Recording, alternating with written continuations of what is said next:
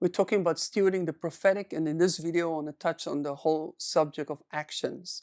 Now that we have followed just a life cycle of the prophetic word, of allowing that to take shape inside of us, we grow in identity, we actually clothe ourselves with the personality or the characteristics associated with that prophetic word. The outward working of that would be our actions. That's where we want to end with the prophetic. The reason for that is we are not known by what we know. We are known by our fruit. Matthew 7:16, it says, "You shall know them by their fruits." And so action is something that is very, very important and really key where we want to land the whole process of stewarding the prophetic.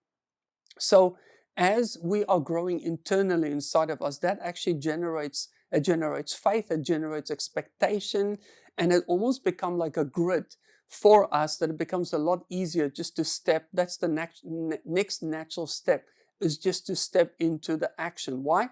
Because we act out of who we are. It's just natural for us to be able to do that. And so when we talk about this, it's important that we establish new habits within our life and to keep on setting new habits until it becomes a natural lifestyle for us. It's also important for us to not only work on the discipline of it, but to work on motivation, because motivation is a want to, discipline still remains a have to. And we don't want to be slaves in that, but we want to be sons and daughters where there is a desire to do this because we love the Father. It is also important to notice that as we start to step out and taking actions and doing something that we've not done before, we might feel like a fish outside water and we want to almost run back to the fish bowl. But remember, we don't walk in the identity of the fish bowl anymore. We are, as we clothe ourselves in a new identity, there's a freedom where God expands us. So it becomes vital for us to actually, even contrary to our emotions, to keep on doing what God has called us to do until that becomes natural or supernatural for us in doing. It is also important that we cannot feel ourselves into change. We act ourselves into change. So the action is what actually solidify or embed the identity of that prophetic word inside of our lives.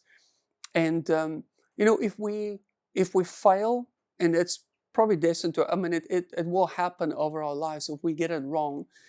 We don't fail when we get it wrong. We fail when we give up. So it is important for us to keep on pressing in, even if we fail or fall, that we keep on getting up and carrying on. Remember, the righteous man falls 7 times, but he gets up, as it says in Proverbs. So also, again, there are vital questions that we can ask ourselves: what actions would match this prophetic word?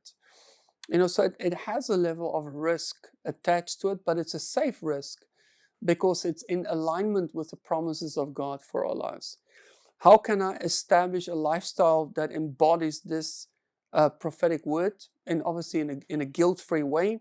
We're not promoting self-fulfillment of the prophetic word. I mentioned this before, but it's actually how we can just accelerate this in working out our own salvation with fear and trembling when it comes to the prophetic, and not just waiting for God to do that. I think that culturally, we can often live in an era of where we outsource our breakthrough, we outsource the interpretation of the word, and we want to outsource the action of that as well. So it requires us to actually have a level of ownership in this as we start to take action in this. So now, as we start to take action to this word, and it means that we are faithful to the word that the Lord has given us.